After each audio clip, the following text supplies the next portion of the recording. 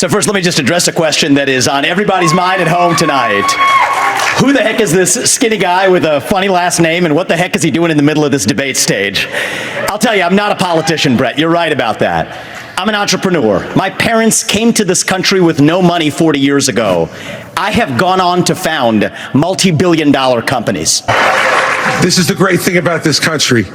Booing is allowed, but it doesn't change the truth. President Trump, I believe, was the best president of the 21st century. It's a fact. And Chris Christie, honest to God, your claim that Donald Trump is motivated by vengeance and grievance would be a lot more credible if your entire campaign were not based on vengeance and grievance against one man.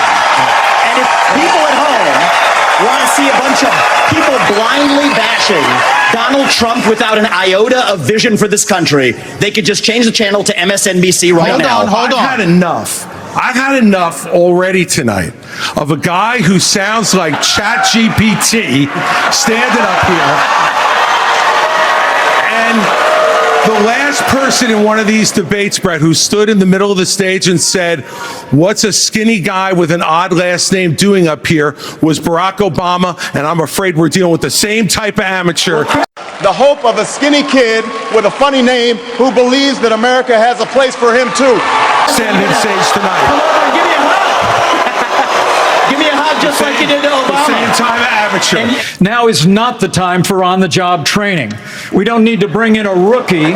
We don't need to bring in people without experience. We need to bring I'm the only person on the stage who isn't bought and paid for, so I can say this. The climate change agenda is a hoax. The climate change agenda is a hoax.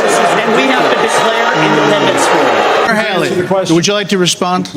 Are you bought and paid what for? I would like to say is the fact that I think this is exactly why Margaret Thatcher said, if you want something said, ask a man. If you want something done, ask a woman.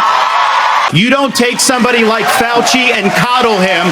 You bring Fauci in, you sit him down, and you say, "Anthony, you are fired." You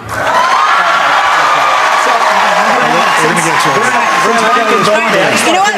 We're going to bring in... I just want to finish responding to Mike. I just want to respond to Mike for 1 second because he invoked me back. Listen, now that everybody's gotten their memorized, pre-prepared slogans out of the way, we can actually have a real discussion now. The reality and the fact of the matter is... Was that one of yours? Not really, Mike, actually. We're just going to have some fun tonight. No, Boeing came off of it, but you've been pushing this lie. You've been pushing this lie all week, Nikki. You want to go and defund Israel? You want to Okay, let me address that. I'm glad you brought that up. I'm going to address each of those right now. This is the false lies of a professional politician. There you have it. Your watch, so the reality make America less safe. You have no foreign policy experience, and it shows. And you know what? The foreign policy experience that you all have